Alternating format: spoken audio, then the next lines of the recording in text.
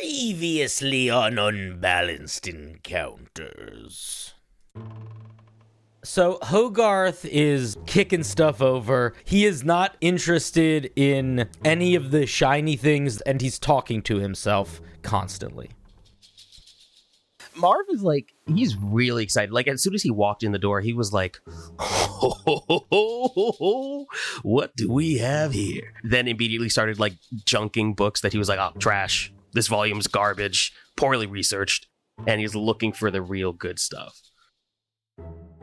Kind is a furbog, a very large and intimidating figure. And the reason why Kind is so stressed right now is because he told the pups he would find them an interesting gift. And for the love of anything, he cannot find anything that the pups would be interested in. Gatton's got somebody in Mare Sanctorum will do him a favor. Says they've got an opportunity to smuggle something out if we could send a crew to go get it there. Should be an easy drop. All you gotta do is get in. Before the ships make landfall, you gotta get the valuable and get out. Straightforward. No problem. So you say no problem. Every time, Bluebeard, you say no problem, there's usually problems. Now, the three of you ought to get out of here right quick. Screaming, chaos, fires, burning, an explosion. They are not seeking to conquer, they are seeking to eradicate. Don't for a moment think I don't recognize those tattoos. I thought you were one of us, but you are trafficking in some dark acquaintances. And she sets the crate down. Slowly, carefully, with the handle, I start to move the cloth aside. You see a baby girl.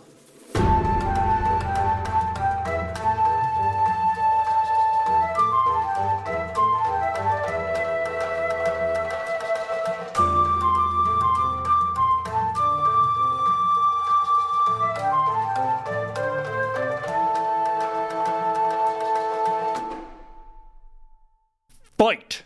Roll for bond! Backstory.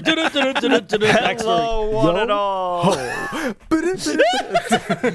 And welcome to another very special piratey episode of Unbalanced Encounters. We are playing Rapscallion again today with Cinderblock Sally, Craig Pate, and Ibrahim. You know him as Cosmic Ebe on TikTok. In our last episode, we met our three heroes, Marv, Kind, and Hoagie, as well as their ship, the Lord Bethany, when they were tasked with collecting something for their captain, taking advantage of the fall of Mare Sanctorum at the hands of the Kawa Navy.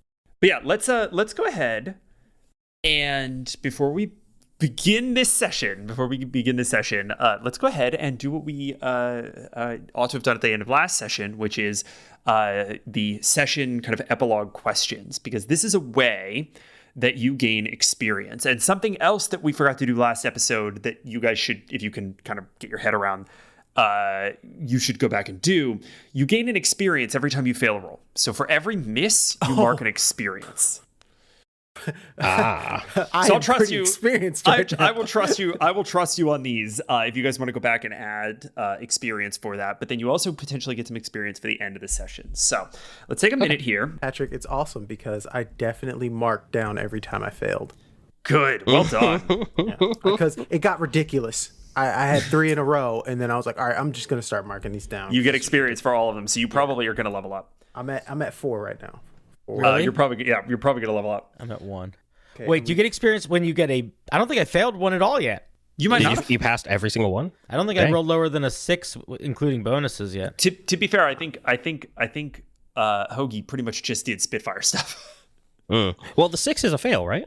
Yes, yeah. 6 is fail. No, I have 0 experience. Everything I rolled was a 7 or higher so far. Check a wall if you're using the dice roller. Yeah, if you're using the dice roller. All right, so at chapter's end, we go around and we ask some questions. I ask the group if you defeated an important foe, claimed a great treasure, or accomplished one of your character's goals. Now, does running away count as defeating? I'd argue probably no, considering that you Okay. could theoretically still be pursued. Oh, well, then I don't think we get XP for either. Well, I mean, For claim the great treasure. treasure. We claim the We great claim the treasure. Claim the treasure. Each of We us got claim a the treasure. greatest treasure of all. Well, A child. A child. A child, as we look into the child. camera. Yeah, as we all turn. So yeah, I think everybody can go ahead and mark 1 additional experience, take 2 luck, and heal up to 2 harm. Drown in luck. Now that we have done that, we will discuss the greatest treasure of all, a child, which is where we rejoin Marv.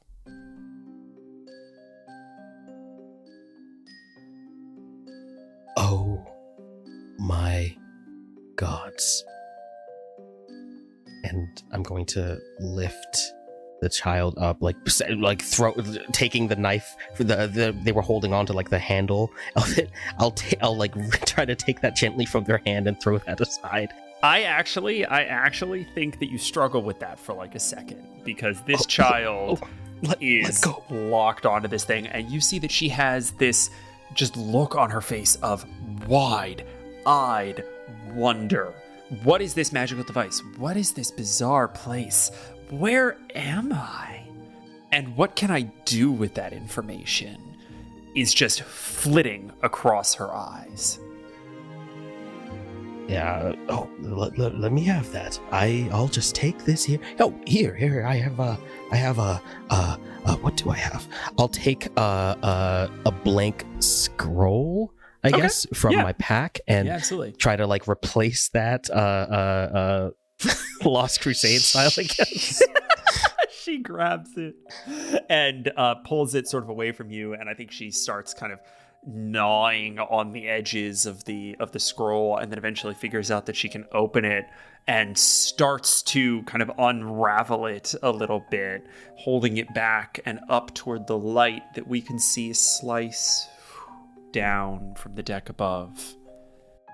I'm going to sort of like gather the child in my arms, watching the nails that I had just bent over from the top of the crate, and just like, oh, let's just get you out of there. I need some help down here. Everyone come below decks, please now. Yeah, one sec. I'm looking for Aiden. He must have been thrown up or something. Oh, this can't wait. Hoagie enters the room and sees the crate open, looks up to Marv. Kind? Yeah, all right. Jeez. All right, guys, what's all the hubbub? What's going on there? Oh, I don't understand. yeah. This And he takes her from she was in the crate. She was just in the crate. She was in there. Was that it? I don't see anything. I'll like move aside. Like, is there like some packing material and like stuff left in the crate? I imagine I took her out with the blanket or canvas. Yeah, absolutely. You do actually find something that sort of falls out of the cloth that she's wrapped in and tumbles into the slats of the crate. You reach down, you pick it up, and it is just the thinnest silver band that connects to a teardrop-shaped sapphire. It was the child and this. She goes from trying to grab and like tug on Kind's whiskers to reaching for the bracelet, just like. I'll sort of like fix it around her wrist, like just making sure that it's like as tightly connected as is comfortable, but also not swallowable. She kind of takes her own wrist in hand and just begins to start tugging and playing and swirling it around. What was she doing in a crate? Can a baby survive in a crate? Like, are we sure it's a baby? A baby can survive in a crate, but how long has she been in here? Did that woman put her in? She doesn't look hurt. What does the captain want with a baby? He's never offered to sit for my kids once, and now he just... I didn't think he liked kids. She affixes when you say he's never offered to sit for your kids, she affixes you with just like the most troublingly indignant expression. There's like a beat where you actually find yourself questioning, did she understand what I meant and is somehow sympathizing? And then her face contorts again and she's just happy to be here, right? She's just in a good explorative mood. He's just bouncing her, just instinctually goes into dad mode with her, so. Yeah. The bracelet also, it matches the sapphire. The Sisters of the Sapphire Sun. Are you sister? Yeah? You sister? Do the sisters just have children and then they just raise them in the... I thought it was more of a... You had to like choose to go into that line of work, not you're born with sapphire eyes. Why would they put a baby in a crate? It's a delivery system. It's kind of a story I told my daughters about how they were made and everything. Yeah, but that's not real, That's... No, it's not. Yeah. Of course, the stevedore. We all know about the stevedore who delivers babies into port. Thank you again, Marv. That was quick on your feet when you made that. I appreciate it. Oh, it's no problem. No trouble at all. It's actually quite the common story. Not the point.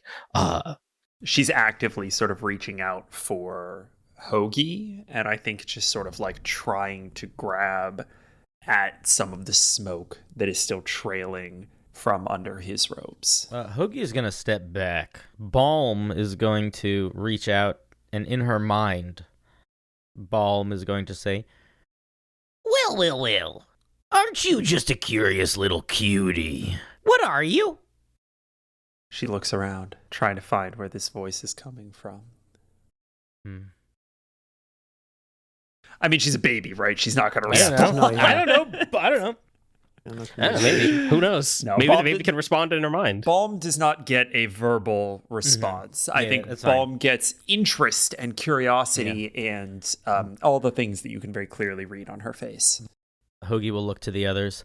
Balm has no idea what she is either. Seems like she's just a baby, but Examining the baby closer, would Marv be able to sort of determine like anything about her potential background? Are sapphire eyes uncommon?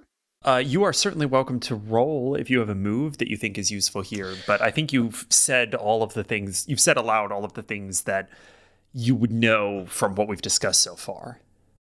Okay.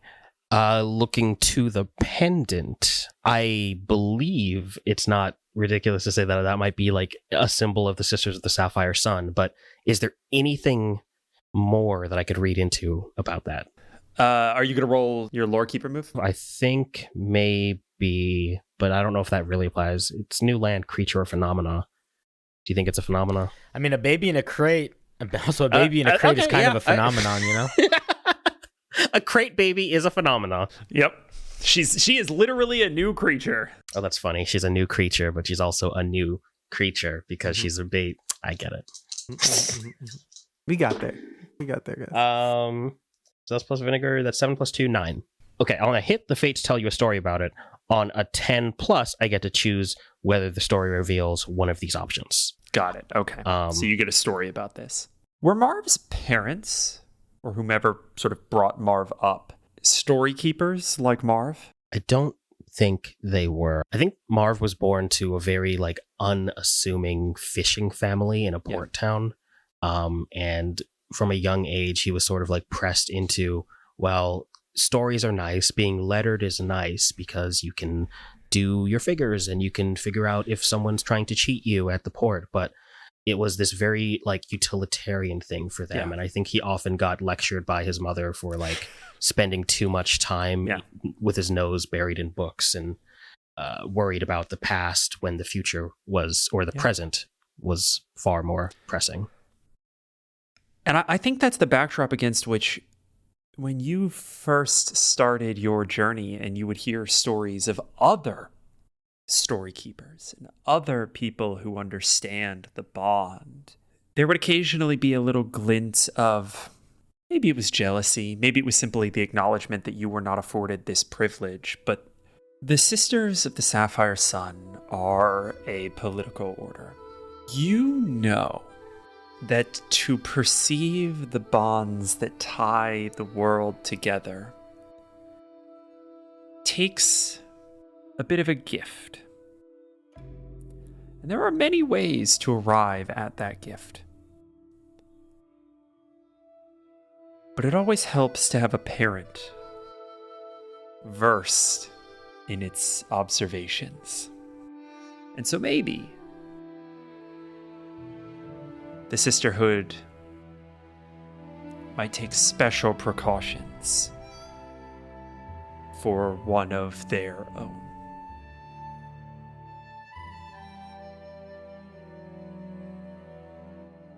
I think I'm just going to looking at the girl who's, I think, still reaching out for Hoagie. Just going to look around to Hoagie and Kind and say, I have no idea where this girl has come from, but someone has gone to great lengths to make sure that she left that place. I guess the only thing left to do is to make sure that she gets to where she needs to go. Safely, right? Safely? As safely as we can.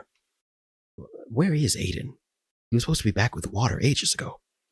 Yeah, he was taking care. Hoagie, you feeling better? No, that was a rough exit. I'm still a little crisp around the larynx, but I don't know. We lost him in the fog of the escape. I haven't seen him since we hightailed it out of there. Hoagie, I'm going to ask you to roll Hoodwinked, please. That is an 8. On an 8, the deception is more fleeting than you would like, or it works too well. I think this has two different effects. I think for Marv and for Kind, it works. It works a little too well, and you see anxiety sort of set into their features. If they lost him, did the pursuers get him? I mean, Aiden was a greenhorn, but was he that careless to simply go over? We should figure out what's happening. In your own head, Hoagie, it's the other direction, and the mixed success of the hoodwink works, but only fleetingly. You believe what you say when you say it, and then a moment or two later start to realize that there is a piece of that puzzle that you have not wrestled with yet. So I kind of find myself in the truth afterwards. Oof. Okay. Well, once we take care of her, get her to a safe place, we obviously need to figure out how to maybe go back and get him, but there's a lot going on. Oh, she smells now. All right, I assume I'm the one that has to deal with this. Yeah. We'll take turns if it's easier on you. I know you've already had to do this. When you had to do this for all three of your kids, that was enough for a lifetime. It's like a flashback of sorts down memory lane. But one at a time is a lot simpler. But yeah, I'll deal with this. You want some? Oh God, what food do we have? We could soak some oats. Yeah, thank you, Marv. You're the greatest. And he goes to change what is your name? And he's gonna look at anything on her. Nothing distinguishing. All right, Marv. I've already named 3, so this is you. You found her. Is that how that works? That's exactly how it Finders works. namers? Finders namers.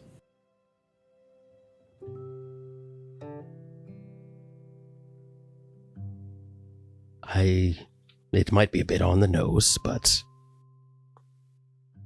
Saphira? All right, Saphira, you smell, and we're going to fix that.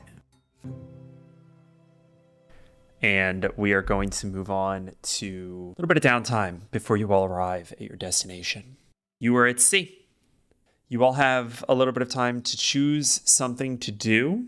Your options for downtime moves are gamble, carouse, get the scoop, tinker, and perform a ritual.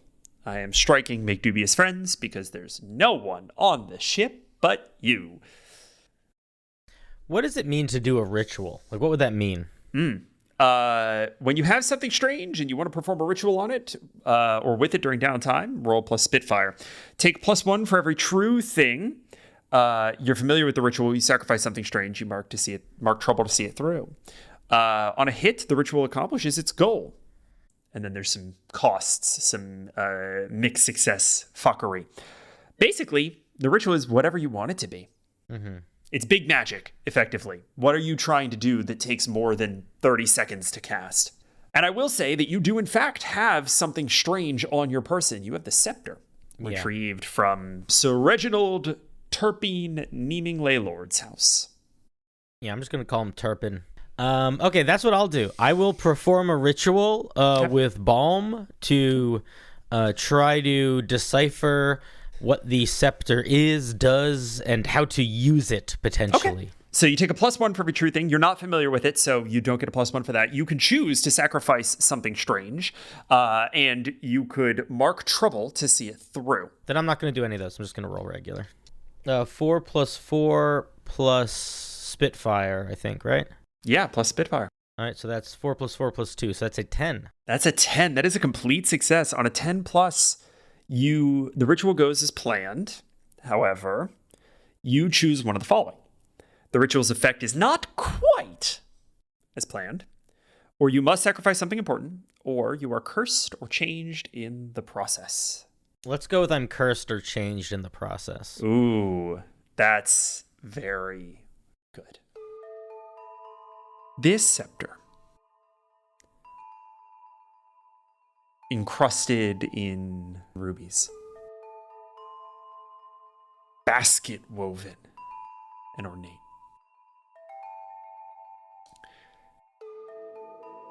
starts to glow as you begin the ritual. What does the ritual look like? I think that I have a little wooden stand that I have carved. It's not particularly nice. And I place it at the center of my room, and I take Balm's little incense holder, and I place it on that stand, and I open the incense holder, and I let Balm out into the room, and then it sort of just like fills with this smoke to the point where it's like hard to see in the room, and I sit in that smoke, and I am allowing Balm more presence in the space so that they can help guide me in us understanding something together.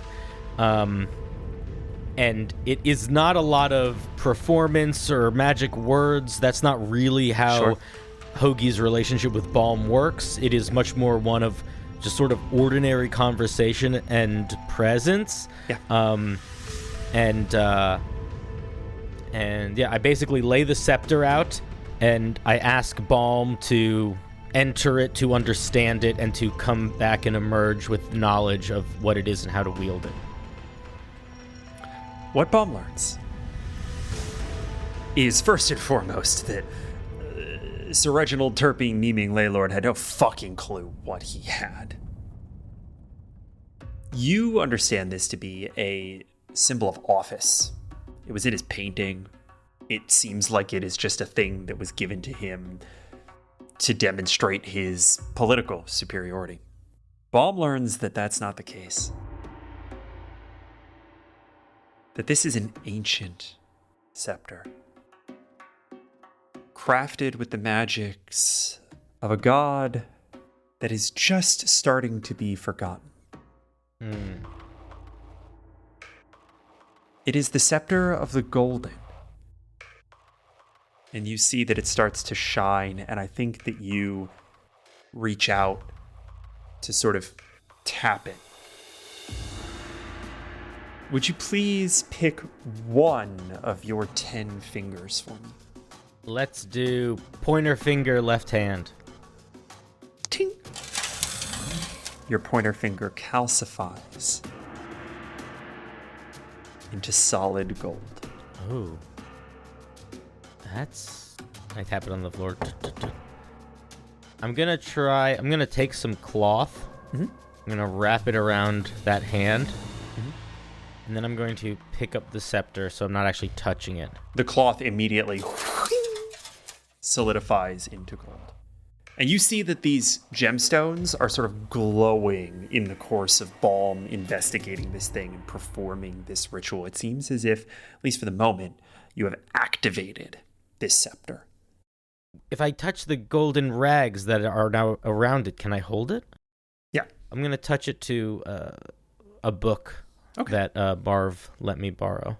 You see that the gold begins to encrust this thing, and then Balm kind of jukes and pulls back. And you see that whatever connection that had been established there falters, and there's a kind of a pop sound. And the scepter dims, the gold encrusting stops, and Balm recoils a bit. Okay, just put that away. All right, Balm, thank you. And I'll sort of help gather Balm back into the incense censer, and I'll pick it up. So just for clarification, how does this work? What is this? Yeah. So the idea here is that this scepter apparently can turn things to gold. And as far as you can tell, you have to be channeling magic through it in order to do it, right? Like the identification ritual that you underwent here involved activating it to figure out what it was, which is a thing that you have to do, right? Like this is a magical item, and in the course of this power, but in the course of Rapscallion, you do that by rolling Spitfire, right? Okay. Like you have to actually push your magic through it in order to make it happen. So in order to use it, it's not so much like a resource I'll spend. It will be a Spitfire roll to use it. Exactly. Okay, cool. Yeah. This is now something that you have access to under Unleash a Mysterious Power. You can now turn shit to gold. Okay, well that will make a lot of things interesting later. Thank you very much, Balm. Let's keep this to ourselves for now. By the way, I know what you did. It wasn't right. Well, what do you think? I'm gonna do everything right all the time. Come on, it was funny. That guy was a dick. Maybe, but I don't know what the others will think if they find out what happened. Oh, nobody's gonna tell.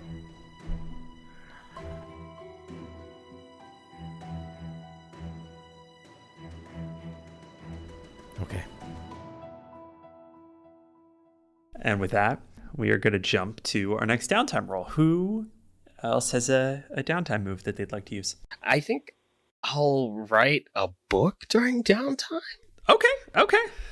I think what Marv has been doing, in between, like I feel like he's like set up a bunch of pots that are like soaking oats for the child, and he's like, this is what we got. We got oats, we got bread, we got some dried whatever. So he set those up, but I think what he's doing with his time is trying to translate and like more fully understand the history that he obtained, and sort of like referencing it into a tome that he is writing.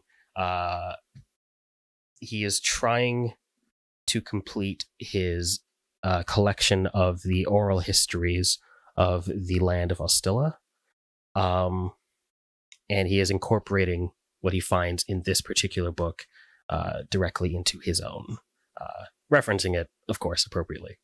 This is a process that for Marv is a little academic and a little magical. I'm going to give you the option here of performing a ritual or tinkering. Ooh, okay. Yeah, I think this is tinkering. He's got like all of his various inks and brushes out as he like translates some things literally and then draws symbols of some runes just for reference in case somebody wants to interpret them differently. Yeah.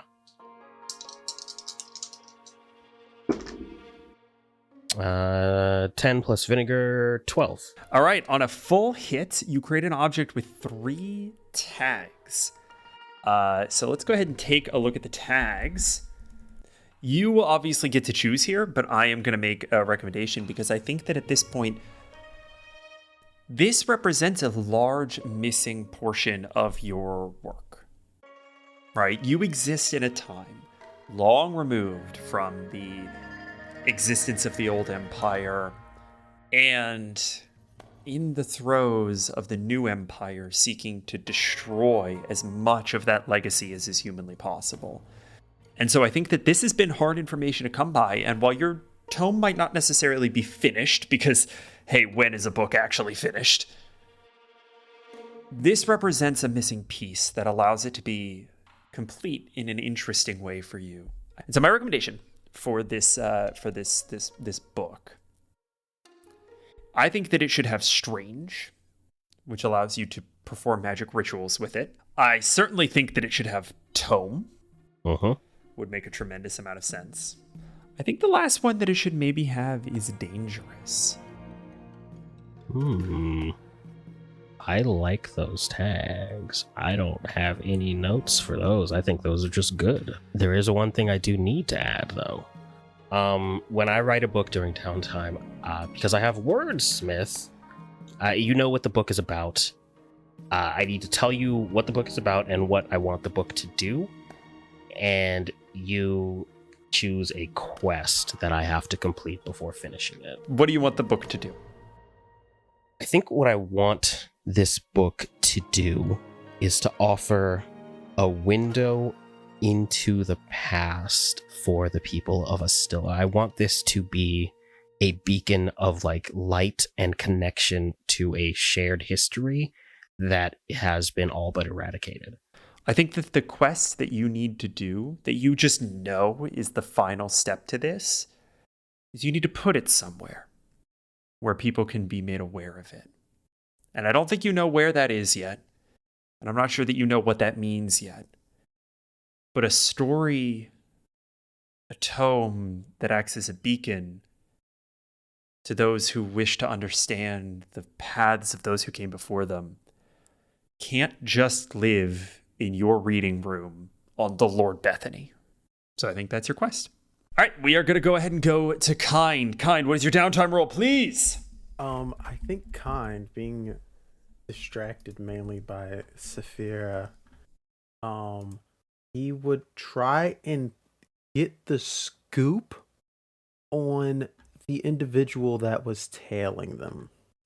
Or at least when Marv said they're controlling it, talking about the actual fog, like that's an issue that he would like to figure out. Man. Yep, go ahead and roll me a plus vinegar, please. Oh, that's a sweet 3. Incredible. So go ahead and mark experience. You're going to level up, which is really what you spent your downtime doing. I spent my downtime leveling up. You can take a trouble here to push through and get an answer to a question if you want, and I get to tell you what trouble it is. It's actually with my class. I have to do it in an order. Oh, that's right. You have to do it in. So you can take a trouble to get an answer to a question, or you can just let this go with just the failure. There's no real consequence to not succeeding here. I have a story thing that kind of goes with the trouble and the way that I would do this. Push it through. All right, I'll push it through and take the trouble. What do the locals know about this individual or possibly the ship? Funnily enough, I think that you spend a fair amount of time in the reading room, coming up fully fucking empty. I'm curious as to how you feel like the trouble fits in here, because I want to make sure that I work with that. So he's got Saphira in a sling at this point, just wrapped around 100%. Him. And he's just like, oh, this. I don't know how Marv does this. There's just so many books and none of them have answers. This is ridiculous. Getting frustrated. And the trouble is rash, which is compelled to rush in recklessly and thoughtlessly. At the same time, with my new level up, I get to pick a new playbook move. And the playbook move that I'm going to pick is Friends with Mermaids. You are friends with all sea creatures you can speak with and be understood by them. When you submerge yourself fully in water, you can unleash power to either summon servants of the sea. And so what happens is, Marv, I have an idea. Hold her. Okay. Okay. I was Runs okay. straight up to to the poop deck, and then just jumps into the ocean. I'm worried. Kind. You push yourself deep beneath the waves, the light going blue and hazy. Darkness out in all directions, the open ocean. Not a great place to be. You're holding your breath and feeling your heartbeat, trying to reach out.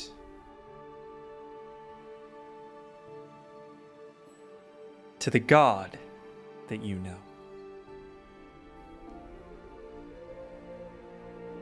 And you feel the tattoo on your body thrum with the runic energy.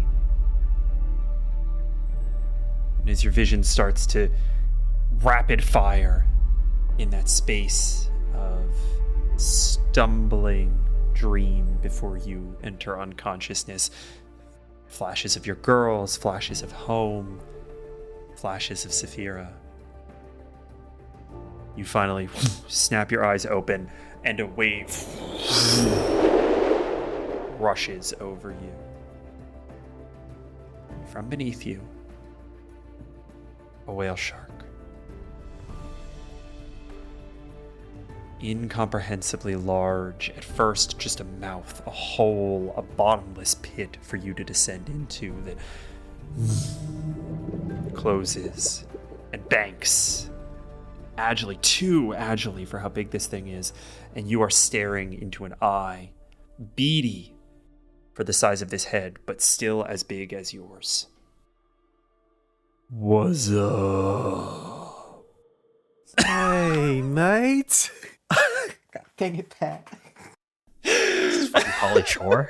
What's going on here? Why is Pauly Shore in the sea? It's been a long time. You got questions, brother? We got answers, maybe. Yeah, there's a bloke who seemed pretty mysterious, could control the weather. Oh, big angry ship, lots of cannons. Got any information on him sailing across the seas? He's been sailing these waters for some time, my friend. Coming from the south, I think. Headed to the east. But not anymore. Now he's headed this way. Coming for you, seems like. All right. Do you know of any safe place, any weaknesses for this guy, or any direction we should go? You trying to avoid him, huh? I mean, you see what we're working with. We don't really have a galleon to face off with him. Beauty ship, brother. Get away fast. Not so good in a fight. Huh? Yeah. We make better exits than battles. Me too, if I be honest with you. There's a safe place. You're headed there already. Or get ahead. Let the god know you're coming, and that he should put up a barrier for you. Keep that odd one out. Thank you. It's much appreciated. Anytime, friend. Now you best be getting up. Ain't got gills like the rest of us, huh? I think that's when he realizes, oh yeah, I've been using my mind to speak for the most part, and I can't breathe. When a hail of bubbles breach the surface, And I'm curious who amongst the crew is desperately trying to pull Kind out of the water right now. I mean, I don't think either of us are immediately. Don't just jump like, up excitedly. I was holding a baby, so I think I'm like looking at you like. I'm sitting in a sauna in my room. You have a sauna? Damn. Oh, I've really miss Aiden. Can one of you throw me a rope? Oh, yes, I can. Okay, yeah. I should have asked about Aiden. I'm the worst. Oh, damn. Okay, I'll toss you one of the rigging lines. You grab the rope, slowly manage to haul yourself back onto the deck. And yeah, go ahead. I have one last thing that happened when I leveled up. Yeah. I gained a bond with someone, and I will say that I gained that bond spending this small amount of time with yet another child, Saphira. Cool. Saphira. Amazing. That's really good. What's one more? I love already that. have 3. As you get on deck, you all see a storm begin behind you. And I think you watch it for a little while because obviously that could potentially be very concerning if you're going to be in a squall. But it never gets any closer. In fact, it seems to be getting further, but not as if it's moving. You're just moving away from it. It seems to be still. And I think over time you all piece together that it has whipped up in a huge hurricane surrounding the mysterious and uncharted island that you all scarpered off to at the end of the last session. And you see land.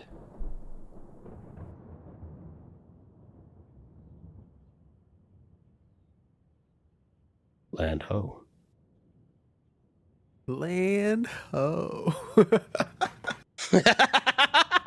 That was probably, in the history of people who have done pirate media, the saddest, most understated land ho. It was so good. I was very Marv. Yes, very Marv. Is this island on any of your maps, Marv? It is not. Would you like to do the honors? I'm gonna hold up my left hand, and you can see that one of my fingers is now made of gold.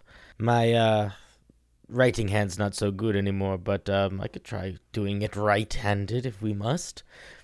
Yeah, I'll just give you the little pot of ink if you just want to dab it on there. Just put a little dot. Yeah. Actually, I'll dip my gold finger in the ink. Because once I realize I don't have to write anything, I think that's fine. There. And you dab it on the map. And you all see crystalline white beaches, lush, verdant palms. And at the center, a spire.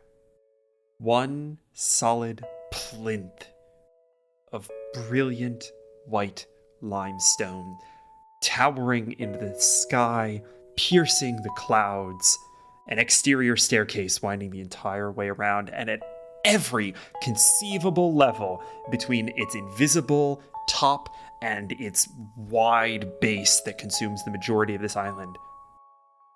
Birds of every size and shape and conceivable disposition, taking to wing, riding thermals, hunting, spending their entire lives aloft. Kind, you've never been here. But you, and only you, know where this place is. This is the island of the Blusterer, a god that owes you a favor. I got a feeling that we might be coming up on some good luck, fellas, and may be able to have the landlord of this island help us out a bit. Sounds like a wonderful turn of fortune for us. Yeah, we earned it. We earned it. Yeah.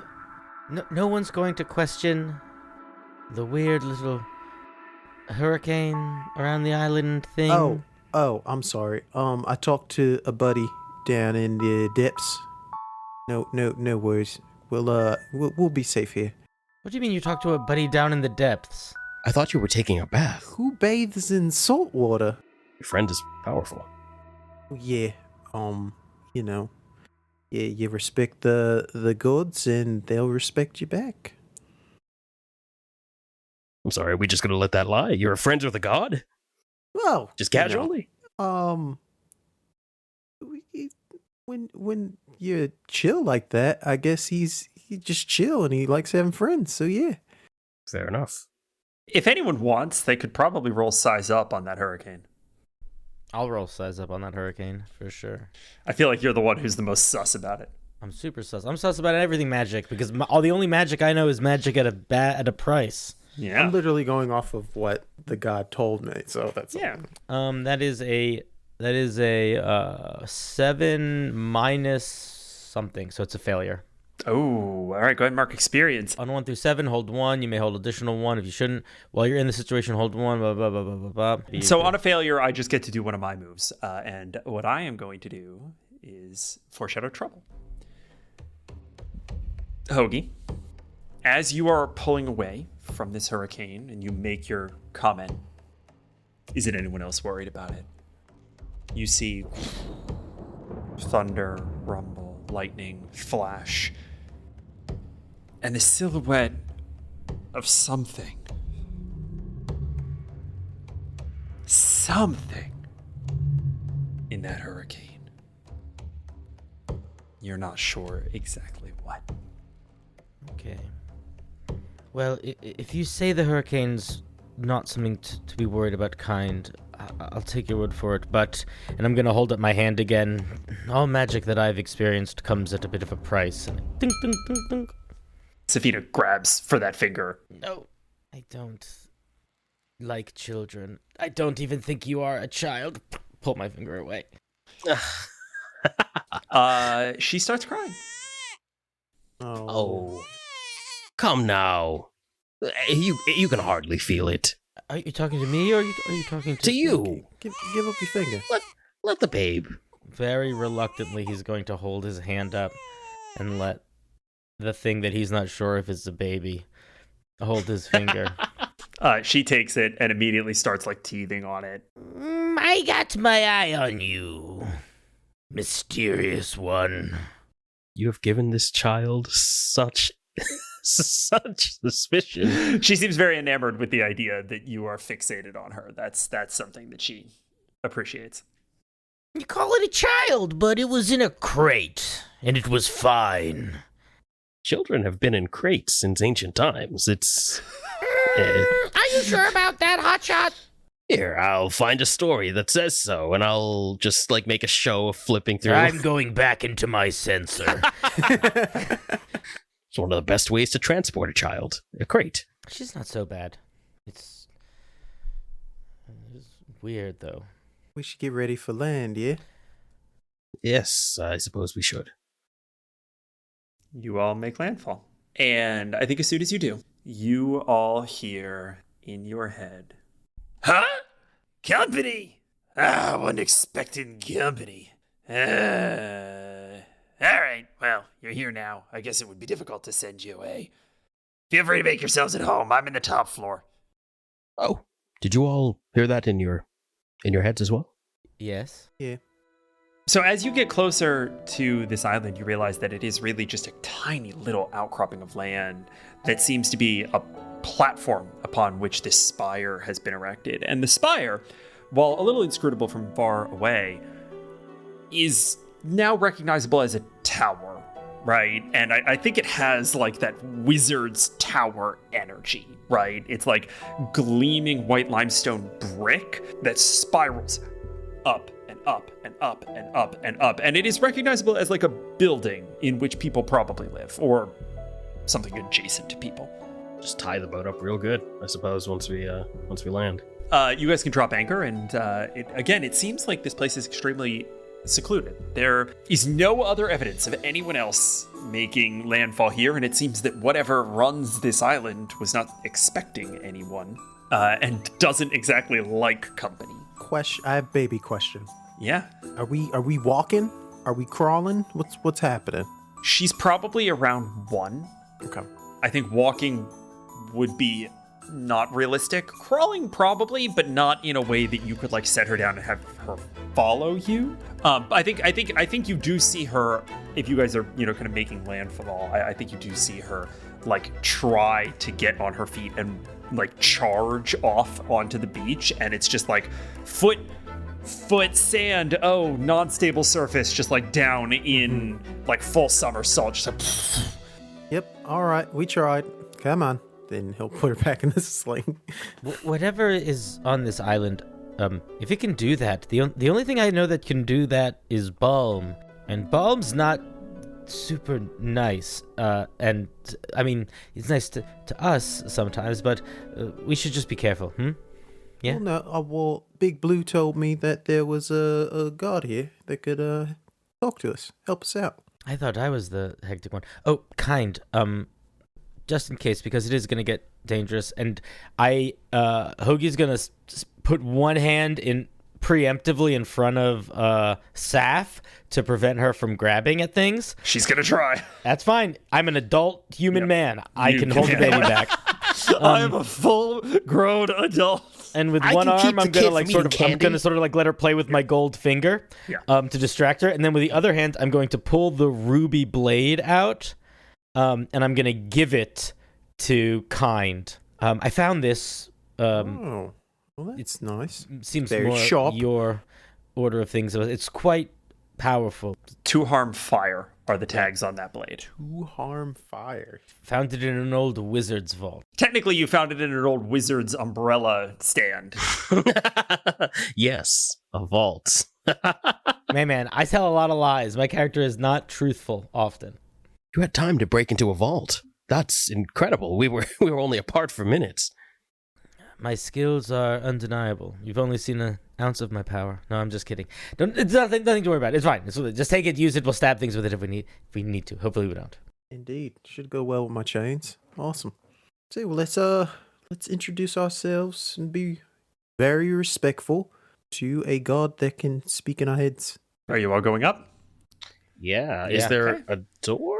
There is. And you enter, and you see, again, more shining white limestone. Light pouring in from windows the entire way up. Everything in beautiful, polished teak. Chairs and tables, bookshelves. As a matter of fact, you see that there are a set of bookshelves that run underneath the spiral stairs that go the entire way up. And so you're always at about head height with a bookshelf that's under the next rung of stairs. Marvelous. You see that there are, at different levels, there are some rooms that go off of this staircase, but you can see all the way up to a porthole that is taller, further away from you than you could see when you were outside, because there was just a marine layer of cloud, right? You couldn't see past the clouds. And so, but now you can see in and through, and you can see sky quarter mile away, right? Like very high up into the air. I'll fuck about and look for some victuals. Okay. Some non-ship food. You guys find a kitchen, like just on the ground floor before you even take to the stairs.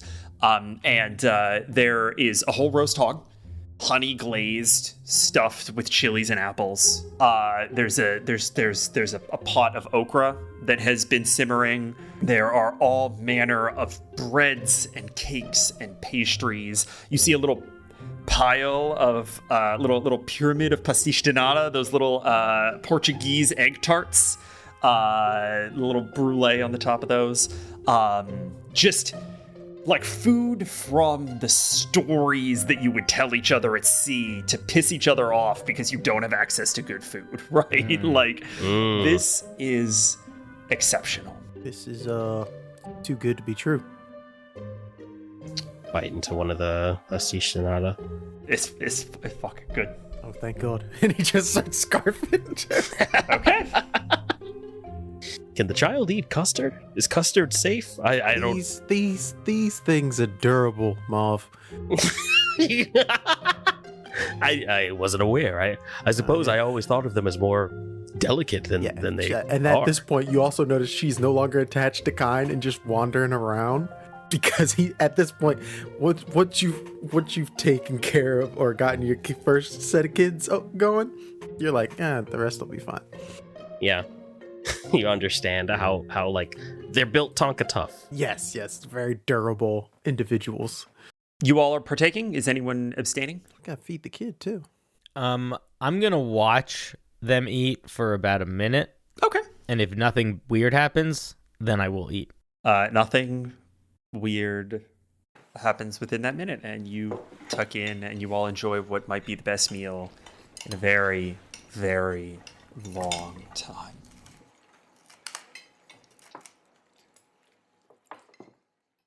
Kind. You wake up and you see through the bleary-eyed blinking Hoagie passed out onto his plate. Marv just head back. Saphira swaddled across his chest, just head down, quietly murmuring and asleep. And then you see a crow's head. Or more specifically, a crow's skull. Hey! Come on. And you get smacked upside the head by a large, feathery wing. Wake up! Oh, yeah. Okay. Come on. Up. Come on. I'm up, friend. We've been at sea a while. Just need a little rest. Sure.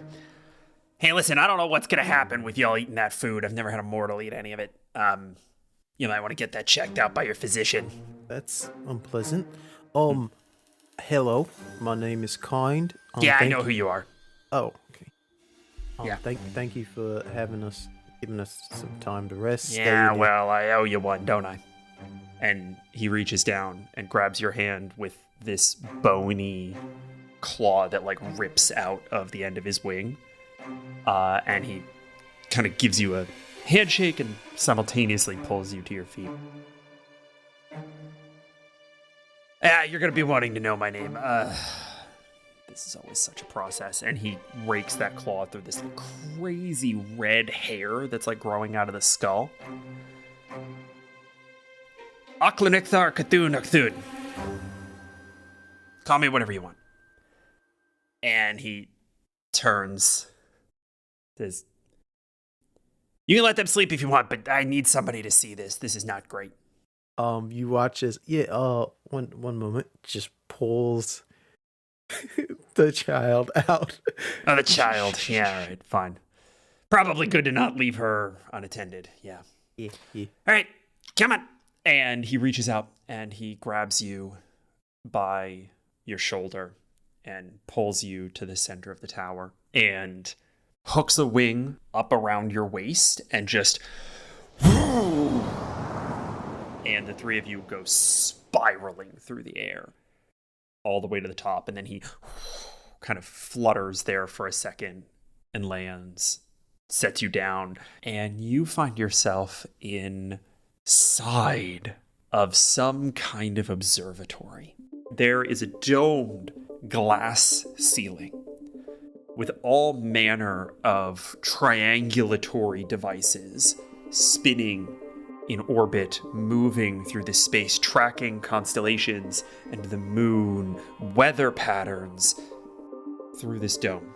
And the dome is made of glass, so you can see up into the night sky, and you can see that some of these things like align with the real position of now the moon, some of the stars. But you can see something else reflected in this glass. It's gridded in a way that reminds you of lines of longitude and latitude, the surface of a globe. And on the inside panel of the glass, you can see things move, indicators. Almost iconographic in nature. A little set of ships hovering around the east coast of Astilla. A hurricane spread out from the central point, which appears to be this island. Wrapped around to the other side, you see other ships moving. Fog clouds billowing through at unnatural velocities. One ship in particular, that seems to have hit the edge of the hurricane and is waiting. That's the one. Oh yeah, they seem to be looking for this little one. I was hoping they were friends of yours. I mean, acquaintances. Didn't really get to chat. What do they want with the kid?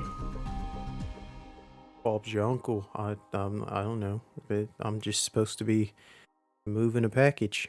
The kid? Yes. He's in a crate. Huh. I knew mortals were getting up to some screwy things. That one's a new one on me. Well, you all have about probably 20 minutes before I lose control of this thing. Yeah? I mean, I'd really like for my friend Marv to come up here and get a look at this place. This is amazing. But that's a very short time frame. Yeah, that's how hurricanes work. I don't know if you know this, but when I summon up a hurricane, they don't exactly listen to me for very long. I just assumed that, you could just do it whenever you want to and... I mean, I can create hurricanes as often as I want. They just don't tend to like to listen for more than a couple hours. Weather. He's a fickle mistress. Don't I know it? I appreciate you, friend. I guess I should wake my friends up and, we should get out of here. Looking at the entire, sort of observatory, map, do I see a place that is similar to our home? Absolutely.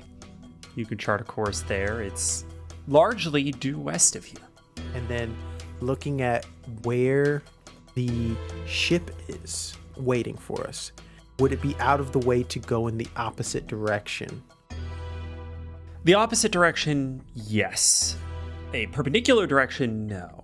So if home is due west, the ship that you are trying to avoid is largely due south. All right, 20 minutes is incredibly, we have to get the hang up, and he's just going through his mind of everything that he has to do while he's pacing with the child and just kind of that having a stressful time. A claw thumps onto your head, and Aki spins you around, and you see the hollows of his skull eyes. I can give you a tailwind, but then you and me, we're settled. You understand? I don't need mortals with debts on me fucking about out there in the world. I got enough stress as it is. I don't need that headache. You just want to end our relationship just like that, yeah? We're just getting to know each other. Nah, of course. Yes, mortals and their sense of humor. I don't want to have to release another goddamned hurricane out into the world. I appreciate that you were in a sticky situation. I appreciate that you saved this island from the marauders at least once.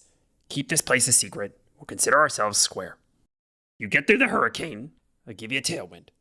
Sounds like all I can work with.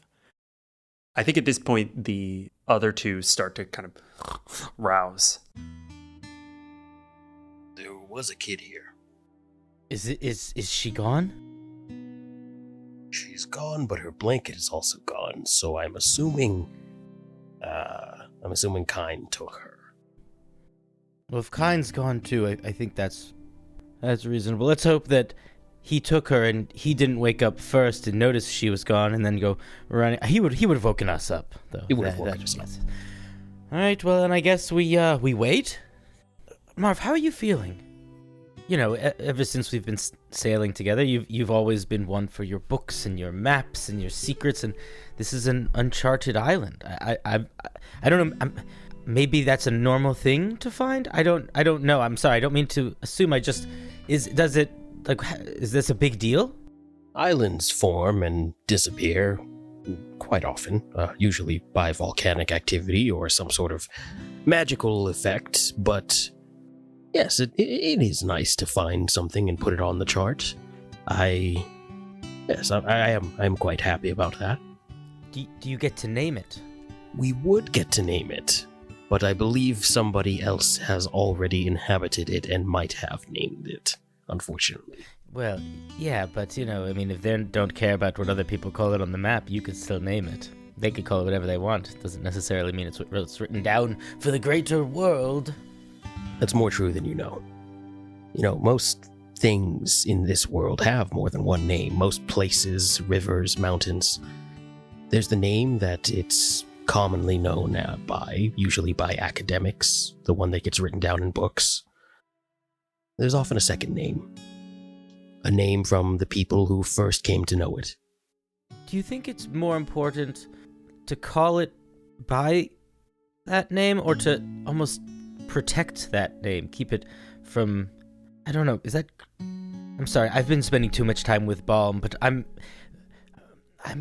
can't get out of this headspace of the give and take of, well, everything. And I don't know, I guess part of me almost thinks that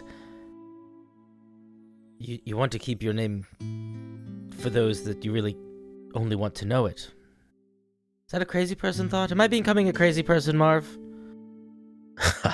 Not at all. You are a cautious person, and I think you're right to want to protect your name. There's power in it. It's a gift, and not one that should be given out freely. Why are we here for a baby? Now What's that going is a on, good man? question. We're supposed to be swinging off ropes and stabbing stuff and collecting shiny things, not... I thought we'd be getting, like a chest of gold. Yeah, or like maybe a secret artifact, or maybe some book full of secrets. I don't know. A book full of secrets. I did get my book full of secrets. That's treating me quite nicely. Okay, well that's But good. no, I don't know why we picked up a crate full of baby. Something is wrong. This is... I don't know. My everything... I feel like I'm in a constant state of waiting for the other shoe to drop. I feel your anxiety. It's not often that we carry a person. Usually, if we were going to take someone someplace, they would ask us to do that and then pay us at the end. This... a rescue? Or a transport? A refugee situation is not normal for us. I'm going to take the incense thing with Balm on it. I don't know if Balm will hear this or not, but I'm going to just try to put Balm away for a second. And I'm going to get very close to Marv. What if it's not a rescue? What if it's like a sacrifice or an offering? Like, what if we're doing something really terrible? I would like to believe that we wouldn't be tasked to do something terrible by a sister of the Sapphire Sun. However, if it is something like that, well, we'll cross that bridge when we come to it. Our ship is fast. There are options. Our ship is fast, but fate is a good hunter, That's a good one. I'm going to write that down. All right, everybody. Up and at 'em. Oh, our host. Thank you for the food. It was... Yeah, you're going to want to see a doctor. Not 100% sure how that interacts with mortals. Do I recognize this person? Yeah, absolutely. This is the Blusterer. This is the god of the winds. Oh, then I will give a little head nod and say, it is a pleasure to meet you. Aklenekthar Cthulhu Cthulhu. I'm honestly impressed you got that right. I've read a lot about you and written your name a couple dozen times. I'm very familiar with the trickier spelling in both Imperial and Common. Aki, this was the friend that I wanted to get to see the thing before you kicked us out. Listen, I'm not kicking you out so much as y'all have 20 minutes before the hurricane gets away from me. 18 minutes. I think Kind would take Marv aside as they're heading back to the ship. Hey, Marv, can I get a second with you? Of course. What seems to be bothering you? Aki over there, he has some requirements that he wishes when it comes to his establishment. And I know you're a big fan of mapping things out and making sure the world learns what it needs to learn about where we live and whatnot, but he's more of a secluded, isolated type and doesn't like visitors most of the time. You know, you're my best friend, so I just wanted you to know that the choice is always yours. You don't have to follow it, but they would appreciate it if you kept this one to yourself. I see. I'm gonna be on your side, whatever choice you make, but That is difficult, but for the sake of not offending the god of the winds, I suppose we could leave this uncharted island uncharted. and hey, consolation prize. Who's to say you can't tell the story? You just can't say where it is. And I know 3 of your biggest fans who would be happy to hear you talk about the crazy skull god that lets you eat their possibly deadly food.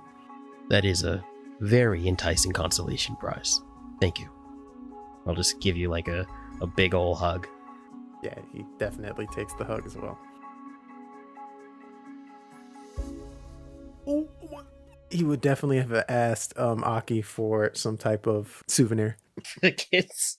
Oh, you know it, man. They're always on his mind. My daughter Kelp, she's a big fan. She loves your stories.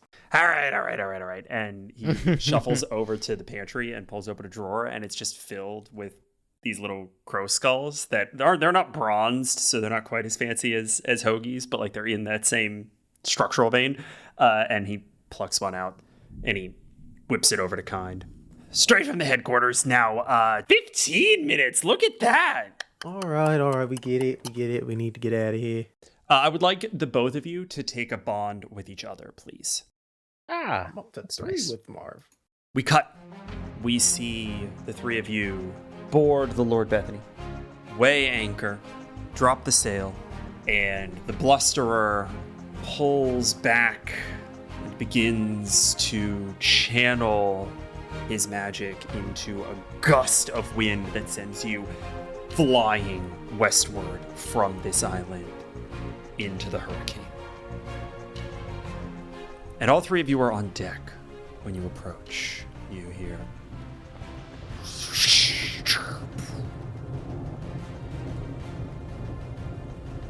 and see that the wind is moving clockwise again in this massive, turbulent, endless cycle. We are going to enter ship's moves. Do you all have a particular tactic that you want to take here? I think take it head on works best for us and makes the most sense. We're not going somewhere unfamiliar. We're not really. Or my conception here is that we are just sort of with Aki's wind at our back, trying to just take advantage of that to punch through. Could I get someone to please roll me 2d6 plus steadfast plus 1?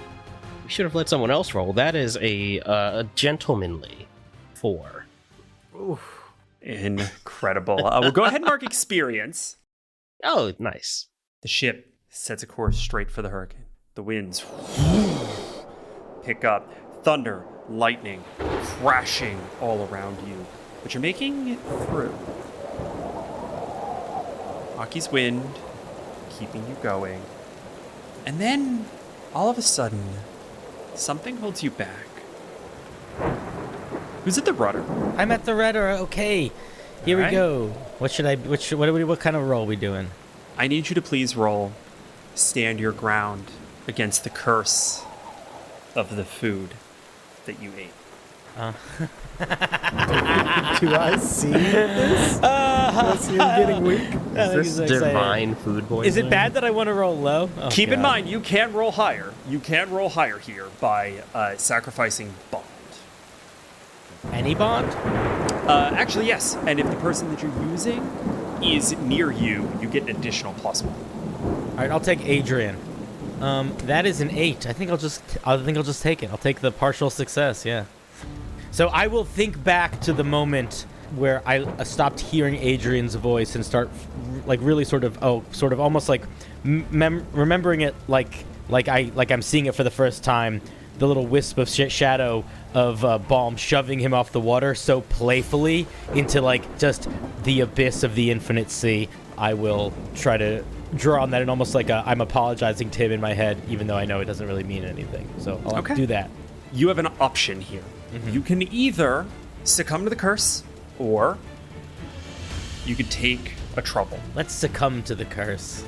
Curses seem more fun. You panicking, sweating, trying to drive through this storm, feel Aiden tumble over the side, and you instinctively whip the wheel around, steering the ship toward where he would have entered the water, and back toward the island from whence you came. You are going in the wrong direction, straight into the wind, and you all see lightning and two massive, glowing yellow eyes, obscured slightly by the wind and clouds. We're going the wrong way. I don't know if you're Hoagie. I think Hoagie just kind of is like looking just like past this storm. His just eyes are kind of like, his eyes probably look a little bit wide and mad, and I think you can almost see the smoke of Balm coming up in a way as if it's like shoulders are shrugging, as if Balm is like silently chuckling at what's happening. I want to try to create a weather effect with my book. I want to try to just get more wind pushing on the sails going the right direction. You tear out this piece of paper. You do your damnedest to start a quick fire on deck here. I need you to, actually at your discretion, you can spend a bond to roll stand your ground against the curse of the food. Okay. Just gonna say, as you're doing your incantation, he's like, Marv, we got this. We're gonna get out of here safe and sound, all right? Just keep doing what you're doing. And then gives you a +10 on standing your ground. +10 is a complete success. You don't even need to roll. Perf. You feel your mind tugging back. Why are we going through this fucking hurricane? It's going to dissipate at some point anyway. I didn't get a chance to explore that tower. What the fuck is even going on here? And then you hear kind. Focus. Be in the present. Be in the moment. Be in the present. Be in the moment. And you light this fire. The pages go up in smoke. And a push of wind starts to right your sail, and while you are kind of slamming into the waves because of how much Hoagie is trying to hold on, the wind is strong enough that Hoagie, you lose control for a second, and it starts to straighten back out, and you are now broadside to a giant maw.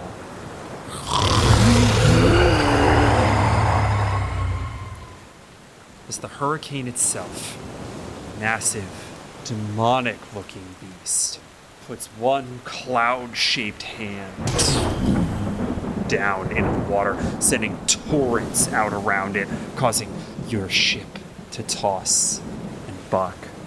And this giant kaiju of a hurricane creature is going to swipe at your starboard side. Your ship takes one wreck. As I was like reciting that incantation and reaching out to the bond to try and like pull the wind our direction specifically, did I feel anything unusual coming from this like creature, like any sort of like yoke or influence that was touching it? Yes, you do feel like it is tethered to this spiral, and that spiral is tethered to the island, but it is spider silk, right? It is literally hanging by a thread before it decides to pull off and go where it will. I kind of want to look to Kind and say, get the cannons ready. Right, and he'll run down to go do what Marv said. Can I argue get into a scrap if I shoot this demon hurricane with a cannon? I think so, because I don't think there's a ship move for doing damage. I think it's just your get into a scrap. Why don't you go ahead and roll get into a scrap for me? Okay, 12. That's very good. Chaos shouting, hands to positions. Hoagie holding to the wheel, something at the back of his mind still tugging, sending him back. Kind running along the gunner deck, lighting these fuses, burning down. You see cannonballs explode in this thing's chest and its clavicle and its jaw, and you see the defined form of this demon silhouetted in fire against the hurricane. This thing is going to take 3 harm. Guys, we're great pirates. I just need everybody to know Really that. good at this. We're really good I mean, pirates. if pirates were more about, like, specifically stealing babies, or not stealing, rescuing babies, Wait, hold on, run that back. specifically, we'd be the best pirates. To be fair, we didn't steal her. We didn't steal. We're more of postal service for the baby. Yeah. We are the stork. Or what was the tail?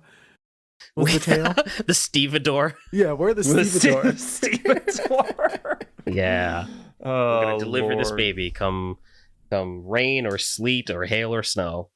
As these cannons go off, this thing tumbles and smacks the back of your ship.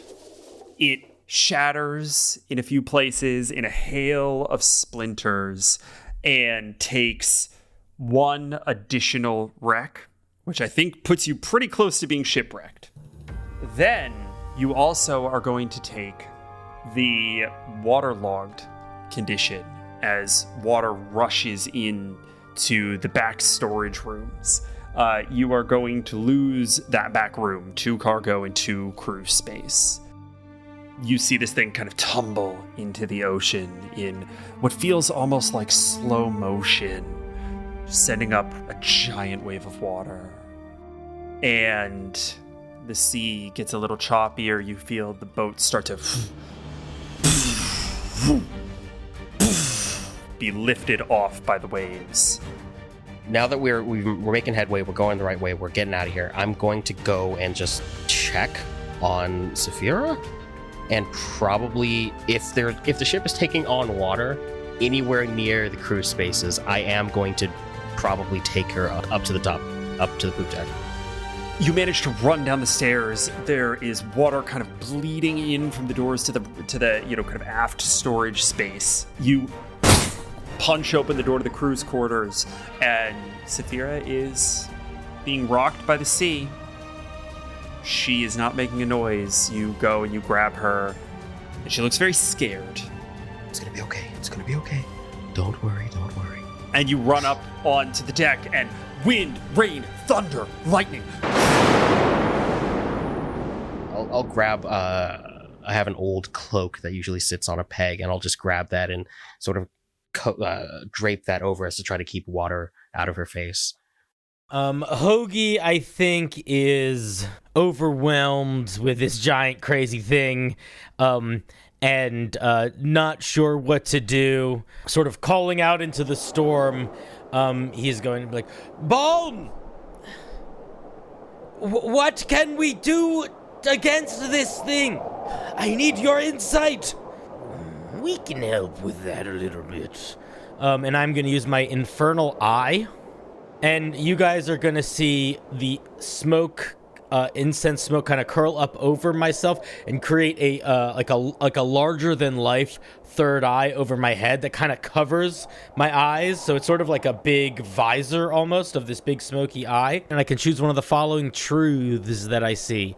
Either the awful secret something hides, the one who's really behind it all, the hidden magic laid bare, or the hands of death and what they are clutching. I want to interpret the hands of death and what they're clutching to be like, what is the thing that is holding this thing here that could be released? I fucking love this, because you, for the first time in your life, see a strand of bond. The creation magic that is tethering this thing to this island is also the thing that is keeping it in orbit around your ship. Sever that bond and free this hurricane to travel to where it wills. And it will probably stop being your problem pretty quickly. And is the bond feel like it's something that we can cut with distance, or like it needs to be like cut? Bond is a measure of connection. And so you either need to cut it magically or you need to cut it through force of will, I would say. Okay.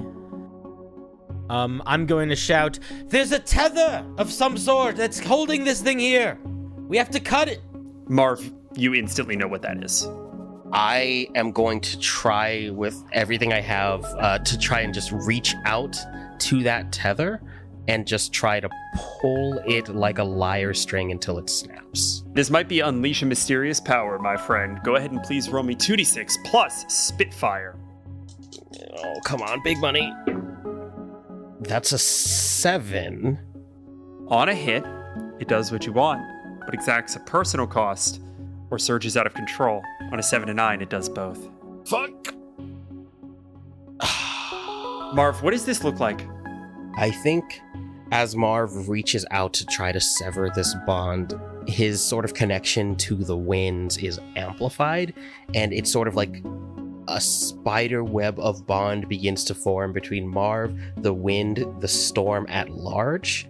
And I think that, like, along those pathways of bond, as he brings that spider web to intersect with the line tethering this beast, lightning begins to crackle in the clouds above and travel down those bonds.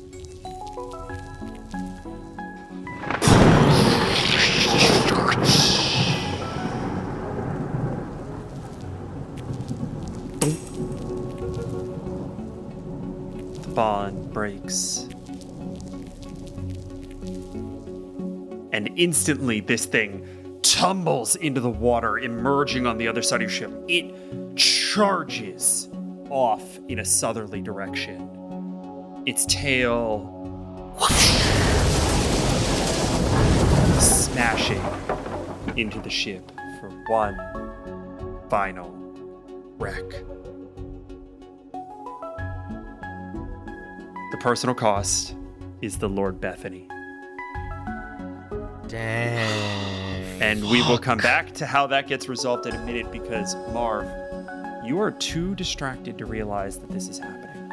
Marv, as someone who studies bonds and how stories affect them and how they connect people to a sense of place and throughout time, you are someone who understands much of how they work. But an element that you've never really considered, an element that you've had no real need to consider,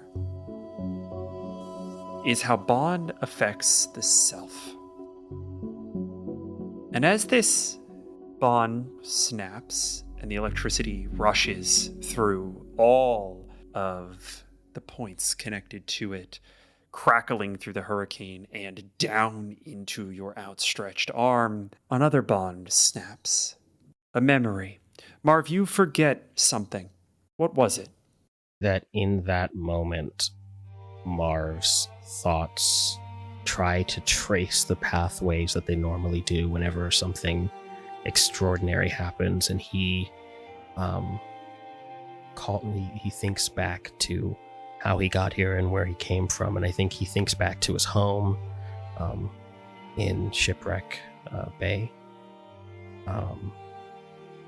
And I think that usually when that happens, his mind traces this path back to his home, to this insignificant port town. He thinks of his father's face, of his mother's smile, of his family, of his time there, of all the lessons he learned and all of the pain he went through to finally get out of there and to convince them that he would be okay on his own. And I think that as he remembers those things, he realizes that he's looking at a stranger's face and a strange place that he doesn't recognize. And that memory fades.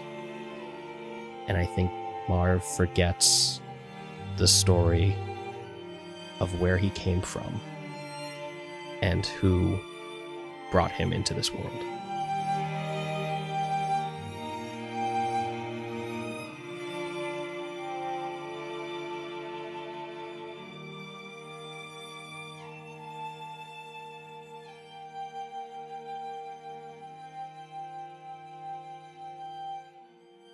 The ship is destroyed. However, you all have one final move. An important footnote on Scarper is that you can get away from any situation at any time, no matter how unlikely it is or how wrecked you are. I'll use that.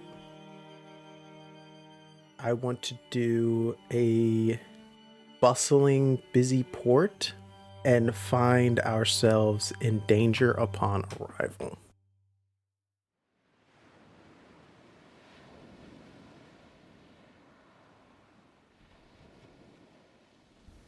We see the camera fade to black. And then cut in, distant, high up in a clear blue sky, looking down at what is left of the Lord Bethany. And I think that she is more than just a raft at this point, but she is in dire, dire shape. I think you're sort of stuck in the water at a bit of a jaunty angle, kind of barely scraping along the shore as the tide continuously pulls you into the mouth of a chasm. Two cliffs split at the sea, and you all find yourselves drifting into an inlet lined on both sides with buildings. And these buildings are pristine marble and red brick. Everything is polished and well cared for. First impressions matter in this town. I think this is a town that all three of you are probably familiar with, though I don't know if any of you have ever been here before. This is maybe a bit too reputable of a place. You are in Split, one of the most bustling port towns of Astilla. And a ship much larger than yours, 3 masts, probably 100 or more active crew, are pushing through this channel past you, and a wave like kind of comes up and over your deck and just splashes down over what's left of the Lord Bethany. And it makes its way in, and you see all manner of junks and ocean-going vessels and little local scuttling ships that are helping to ferry people from one place to another in this busy town. Everybody all right? I think so. I'll just check on Saphira under the cloak.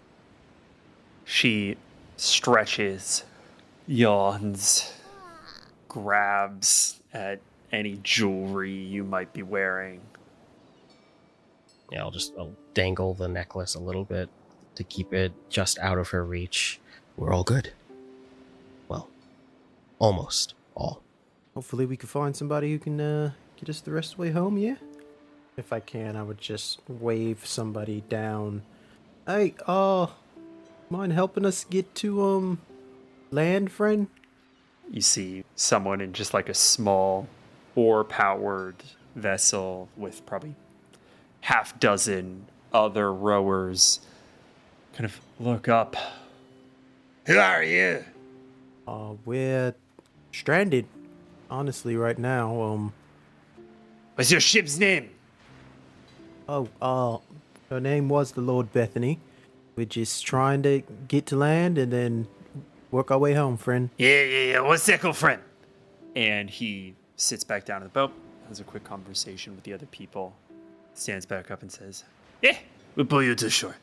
Free of charge on this one." And he throws you a rope. As we're making our way, as a reaction to me using that infernal eye, I have vivid hallucinations that I am compelled to act foolishly in response to. That's incredible. I think you are actually the last person who's left on the Lord Bethany for just a moment, right? You can decide if you disembark or not. But I think that there is a moment where you feel a hand on your shoulder. And you turn around, and it's Aiden. And Aiden says, "Well, I'm glad they got the ship in, and she's gonna get taken care of." You're not here. What do you mean? Of course I'm here. What are you talking about? Okay, well, are you going to be coming with us then? Nah. I can't leave the ship. It's captain's orders. Okay. Do you want us to bring anything for you? I'm pretty thirsty. Okay, we'll see if we can get some good drink. Keep an eye on the ship, yeah? Yeah, I can do that. You sure you're all right? And when you turn around, he's gone. I'm going to sort of like shake that off for a second and then go catch up with the group. When you all make it to shore, you are told to wait while they finish pulling in the ship. And you do, and you are provided with modest food and drink for your troubles. You are set up on a little dockside bench. You see that this is probably one of the most modern towns that any of you have been to. Everything seems very architecturally stable. There's a level of intentionality to sort of everything that's happening here.